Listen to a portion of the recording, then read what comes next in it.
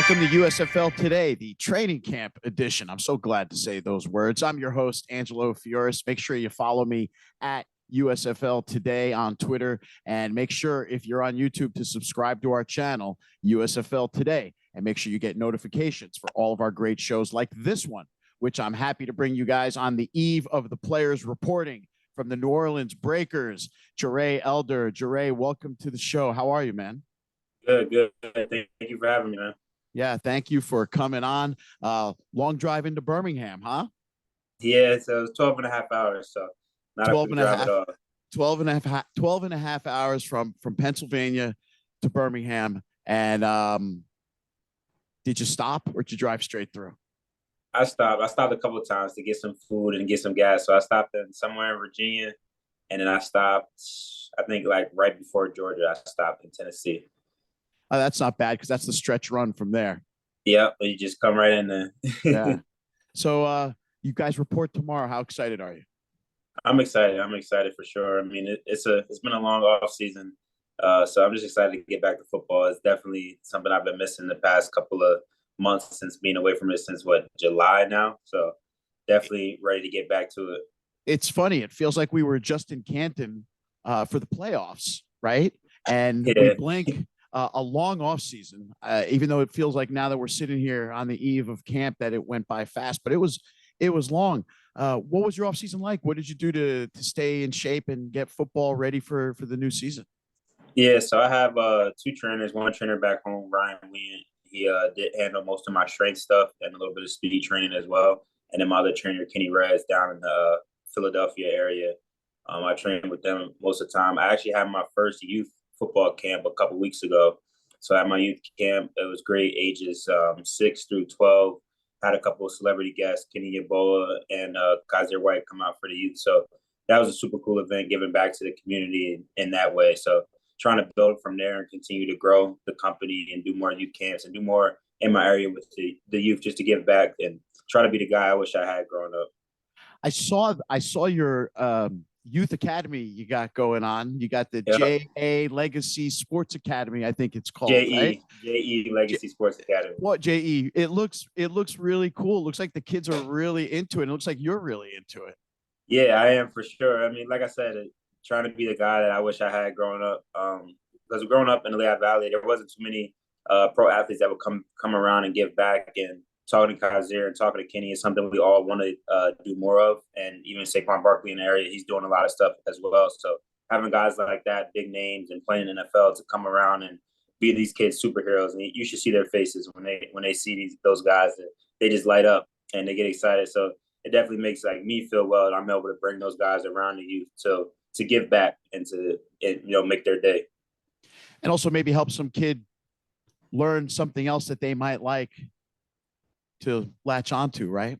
Yeah. Because we at the camp, our first camp, we actually had a couple first time football players. That's the first thing they ever done football wise. So we had parents coming up to us like, sometimes their kids are a little bit nervous. They never really did anything with football before, and it was a real fun day for them to learn. So to have that opportunity is just super cool.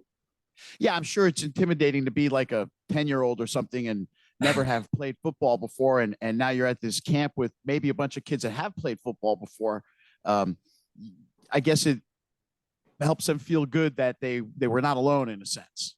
Yeah, for sure. I mean, we had a couple kids. They just once they got warmed up, they're right at it. But just coming down into onto the turf and seeing kind of all the things set up, all the kids running around, because the kids from 6 to 12, their attention spans don't last too long, so they're bouncing around, throwing the football around, just having the ball. So to come down to that environment when you're new to it is definitely something to get used to. But they warmed up and had a good time. That's awesome, man. I'd love to hear that. And there's been more than a few players I've talked to in this offseason that are doing similar kinds of things like you just described, which is getting involved in the community and helping kids grow through athletics and through teamwork and through leadership and stuff like that. Yeah, it's good to see for sure. So now we're on the verge of a new season. You guys had a pretty good year last year. You had a good year last year. You were the third leading tackler on the team. You played all 10 games. You played in the playoff game as well. Didn't end quite the way you guys wanted it to, but you still had a really solid season. So tell me, what were your personal takeaways from last year in the sense of What did you recognize in your game to work on for improvements? And then, Mm. what did you recognize from your game last year that you expected of yourself, or maybe surprised yourself with your performance last year? Because you had a good year. Thank you, man. I appreciate it. I definitely say from things I kind of expected for myself. I know I'm gonna be a short tackler. Kind of a knock that some of the NFL scouts had on me was if I'd be able to play in the box, but I know I'm able to play all over the field. So I know I'd be a short tackler and come in and just be a leader on the field. I know my leadership is really well. I know I'm smart, and I know I can make the plays on there in there. So to go with that, what something that I need to improve on is just get back to playmaking. The reason I'm in the position I'm in now is because I had 20 some takeaways in college. So to get back to taking the ball away, that's a personal thing for me. I just gotta get my hands back on the ball. When the ball's in my hands, I make plays. I did punt return in college. I had, like I said, had 20 takeaways. So just getting the ball back in my hand and being that playmaker that the team needs. But as a whole, as a defense and as a team, there were certain games we just didn't finish. Like we might have started out slow, or we might have came out fast, but we didn't finish the game or start the game as well as we needed to. So improving on that and focusing on like one rep at a time, one day at a time, one game at a time, and attacking it that way. We had a couple guys get picked up and get NFL workouts, and I feel like at times in the season, like obviously everybody's goal is to get back to the NFL, but the only way to get back to the NFL, or these guys get back to the NFL, and I get my first chance in the NFL, is performing these Saturday, Sunday nights and balling out. If we're the champions at the end of the year, it's a lot easier to pull these guys from a championship team than it is to pull a guys from a 6-5 team. And then the hardware, like everybody plays to win, nobody plays to lose. If you're playing to lose, then you're a loser. We don't really want you around. So to lose those games, especially the playoff game, it kills. Like I know me for sure, it kills me. I don't like losing anything. So taking some of the losses, we can definitely learn a lot from them and improve on it. And coming into this season, make the changes. We got new guys coming in. We got a lot of guys coming back as well. So I'm excited to see what the staff put together for us and how things are going to flow. We had some meetings. I'm excited to get back with the guys. I think we're going to have another good group for What's sure. it like playing alongside a guy like Jared Fernandez, or a guy like Vontae Diggs? You know, the three of you are quite a trio out there. Yeah. What's it like off the field with you three? No, it's a blessing to play with them. They always have energy. They always got something to say, especially Diggs. He always got something Yeah. to say.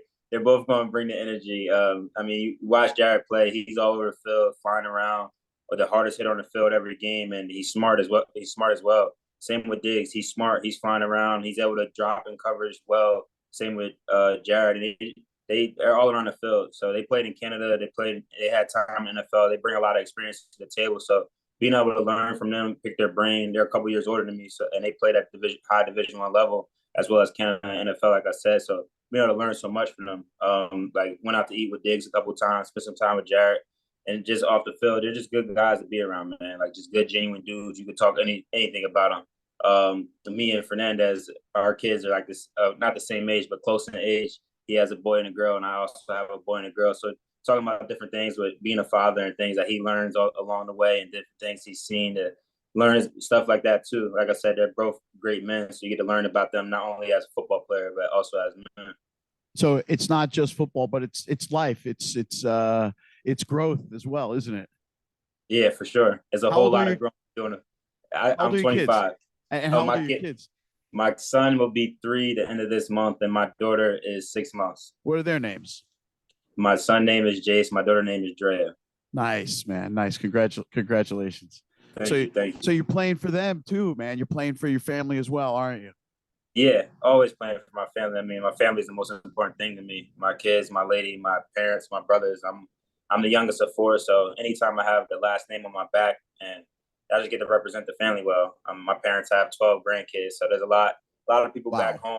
Yeah, a lot of people back home that get a chance to watch me and say like, "Oh, that's our uncle, or that's our brother, or that's our father" on the screen. So I take that name being on the back of my jersey with great pride. Yeah, you take it pretty seriously too, right? That's the legacy right there. It is. It Yeah. is. What was your favorite moment of last year? Favorite moment of last year. Yeah. Any one game or a particular play or series? I mean, being in Canton was a cool experience. A lot of people like made different comments. So coming from a D2 guy, we didn't fly charter flights. Like, we were taking bus rides to Boston, and that's about an 8-9 hour bus ride. So to have that experience, get on a charter flight and get there, it was a cool experience. And getting the feel for the playoff. Like, now we know what we're coming into this year. To get back there would be great. That's the goal, to get back there and not to only just be there to take over the playoffs. So getting that experience and being able to feel that playoff atmosphere in Canton and get ready for this upcoming season, I would say that's one of my highlights from last year. Yeah, that was a great day. That playoff. It was a little hot that day, but it was a great afternoon and evening in Canton. You guys fought the Stallions tooth and nail right to the end. It was a 1-score game into the fourth quarter, and it was anybody's game at that stage. Just didn't work out for the Breakers, but I feel like you guys have the core in place from a coaching standpoint, from a player standpoint, to build upon what happened last year. And you made a good point a little earlier, Jarey, which was, it seemed like you guys were a little like Jekyll and Hyde, like first half strong, second half tailed off, or second half stronger and first half need time to warm up. There was maybe 1 or 2 games I could think of where the Breakers played a complete game, but then you guys had an unfortunate where the game against the Generals, you had that 45-minute lightning delay. That was pretty crazy. It takes you out of your flow a little bit, doesn't it? Yeah, it does. But I mean, that's a part of being a professional. Like, we're here, they're paying us for a reason. We're professionals to go out there, and no matter the circumstances, we got to perform. We had time to warm up and get back on the field, just like the Generals did. They had just as much a delay as we did. So there's no making excuses for it. It's just finishing it, and it's more of a mindset thing, in my opinion. Just being locked in through and through until the job's finished. It's a famous quote from Kobe where he says, "Job's not done," and that's just kind of like something that I feel like as a team we need to adopt until the job is finished. And we've played 12 weeks and we're holding up that championship trophy. The job's not finished. We can't be satisfied with a good week of practice, day of practice. We can't be satisfied with 1 week win. We need to continue to step in to improve day in and day out. Explain what it's like from a professional athlete standpoint, because, what you just described, showing up every day, having a short memory about what happened the day before, whether it was a good result or a bad result, right? Because sometimes we have a great day and then we think we're the best. And then we get knocked down a peg a week later, and then we think we're the worst. When in reality, we're probably not as great as we were thinking we were, and we're definitely not as bad as we might have shown. So what's it like to try to stay focused on the goal, the bigger picture, while blocking away the noise of, you guys stink, you guys are great, you guys stink, you guys are great. You know what I mean? Like, it's a cycle. What do you do to block all that out and stay on point? Something I always say to myself is just be where your feet at, where your feet are. And what I mean by that is just be in the moment, be 100% present in the moment. If you're in a film room and coach is correcting you and saying you did this, and this wrong, be there, deal with it. And then once you walk out that meeting room or that film room, that film session, your feet aren't there anymore. Now you move on to the next phase. You take what he taught you and you apply it to the next day, game, practice, whatever it is, you apply it. Just be 100% in on where your feet's at, and it'll help you continue to walk forward and move forward. You're never moving behind. If a shark stops moving, the shark dies. So we're sharks. We all got to eat. You just got to keep moving forward. As a professional athlete, you don't really have time to be dragging and be down on yourself all the time, because at the end of the day, your job's on the line every day. There's jobs out there that are really tough. There's accountants and different jobs out there that they're extremely hard jobs, but there's not somebody over you filming and recording everything you do every day. Every mistake we make is on film 100%. So every day you got to come in there and you learn from it. But in my opinion, it's a blessing because you get a chance to learn from all your mistakes every single day. You see yourself on film, you see the improper steps you're taking, you get a chance to correct that next day when you get to practice. You know what I mean? So you got to take it with a grain of salt. Like, take everything the coach is saying or your teammates are saying and apply it, and everything you need from it, take it and then put it in there and get better. It's funny. Just to go back, you're keeping your feet, knowing where your feet are. It sounds like a great way to keep yourself mentally grounded as well. For sure. Right.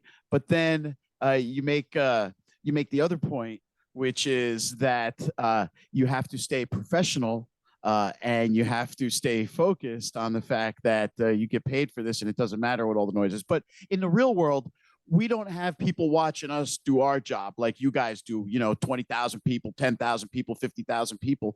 But then we don't get the benefit that you just described of someone's recording our work and then sitting down with us after and saying, hey, this is what you can do better the next time you go out. Like, no one's telling me this is what you could have done better next time you make a marketing plan for somebody at my regular job. So I've been watching film of myself since I was probably 7 or 8 years old. My parents always recorded, really my dad. My mom was too busy running up and down the sideline, screaming with us, scoring as many touchdowns as we did, me and all my siblings. So she wasn't recording too much because the camera would have been shaking all around. It wouldn't have been clean film at all. But my dad filmed all of our games. So there's times I'm coming home and I'm 8 years old, 9 years old, and I'm just putting on the film from the game I just played. And it's like, all right, and this is Pee Wee football, you know what I mean? Like, it's like, all right, I made this mistake. I should have hit this hole here. I bounced it out. I shouldn't have stayed because I played a lot of running back when I was little, but I bounced this out. I shouldn't have did this. Like, and then on if I was on defense, missing tackle, like, oh, I should have took an extra step here. I could have did this here. If I would have stepped here the right way, I could have had a pick instead of a pass breakup. So there's so much stuff that I feel like my parents and my brother and my siblings did a good job of kind of grooming me to the man and player I am today. Just putting that stuff in front of me and giving me the tools. Like, listen, if you want this, go get it. I feel like they did a great job doing that. So I'm definitely benefiting from it now. Are you you kind of a film junkie now as a pro too? I've been a film junkie since high school, and honestly, since I was little, I've always been film. You get so many tips and tricks, and there's more stuff that you have to try to find now. Because at the high school level, like, you can look at a quarterback and tell if he's throwing or running. Like, it's just as easy as that. But in college, and I started going like, all right, I'm playing against this guy. I'm lined up against this guy the whole week. I got their number one receiver. What's his tips and tricks? What's he going to give me? Like, when he's getting the ball, certain routes that he's running, in and out of his breaks, like where his top foot is turned, how deep his back foot, when he's working off a press, can he get off a press? All this kind of things. And then now it's just understanding scheme, understanding when the offense comes out and they're in this formation and the percentages of what they're doing, and understanding the high percentages when I get a certain information at what they're giving me. Because just understanding the alignment of what they're doing, it gives me all the answers I need to the test. The test is, once that ball snapped, the test is on. I got to answer the question to the test the right way, and I got to pass. So taking the answers, and our D coordinator does a great job of supplying us with those answers for the test week in and week out. You just led me into the next thing I was going to talk about, which is John Tenuta, right? Yeah. He's a pretty old school guy, but he's a great coach, and he's been around, and he's got a lot of wisdom. What was it like playing for him?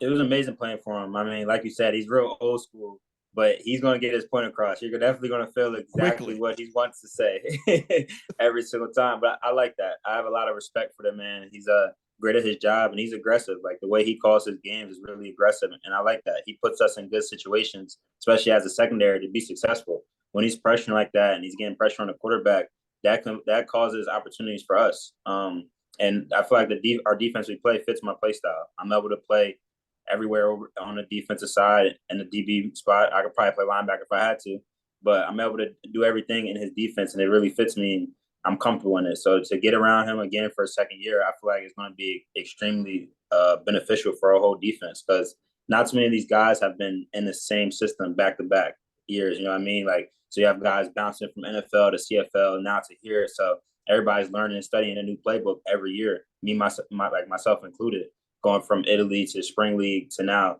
here playing the USFL. It's my first chance since college I get to be in the same system again. So I'm extremely excited just to be nailed down in the playbook and even add some more stuff to the game, add it to my game, and going into this next season. Tell me a little bit about the Italy experience. Let's digress for a second. Talk about that for a moment. So I was actually out of football for a little bit. I was still training, but I didn't really know like what was going to be my next opportunity. Teams from over in Europe were reaching out.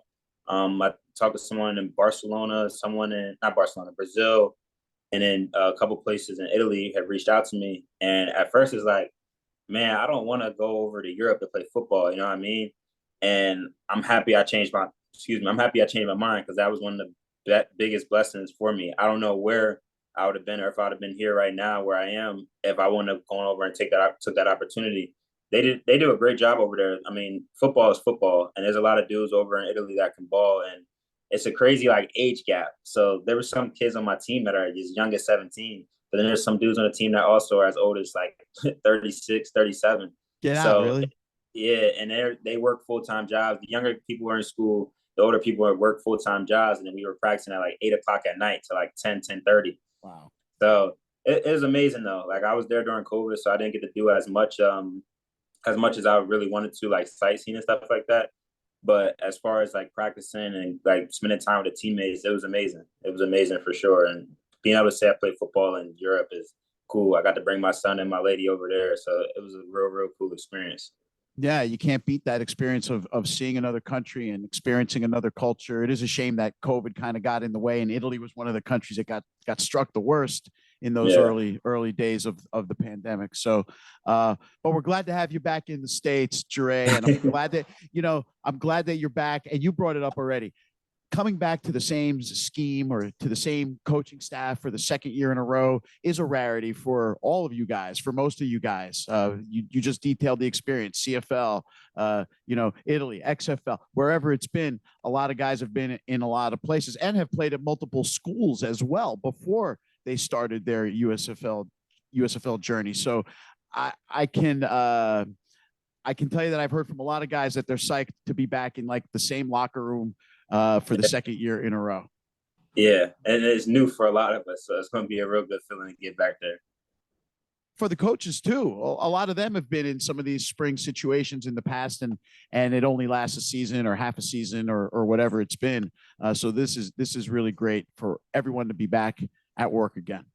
Yeah, yeah, and I think that's one thing that kind of goes unnoticed. A lot of people talk about us athletes getting another opportunity to show our talents, but it's also coaches doing the same thing. Like they're proving themselves. They lost jobs that maybe they shouldn't have lost, or they were assistants and the head guy got fired. So these people, like these coaches, are coming in and getting another opportunity to show themselves, prove themselves, and maybe move on as well, or stay here. Like you never know what the future is going to hold for them. So it's definitely beneficial for all of us. That's right. I mean, as this league evolves, you make a good point, right? As this league grows and evolves, and there's going to be a year 3 and then a year 4, and people are going to start to say, "This is my home," and not necessarily need to look elsewhere. So that's pretty cool too. Jarey, I know you're getting settled in. You just got to Birmingham, so I will thank you for coming on tonight. I really appreciate you sharing this time with me, sharing a bit of your story, sharing your excitement for the regular season. Please stay in touch with me as training camp goes on and as the season progresses. Would you please? Yeah, for sure. I appreciate you having me on the show tonight. That's it for this week's episode of USFL Today. Make sure you follow us at USFL Today on Twitter. Watch us on YouTube and make sure you hit that subscribe button and don't miss a show.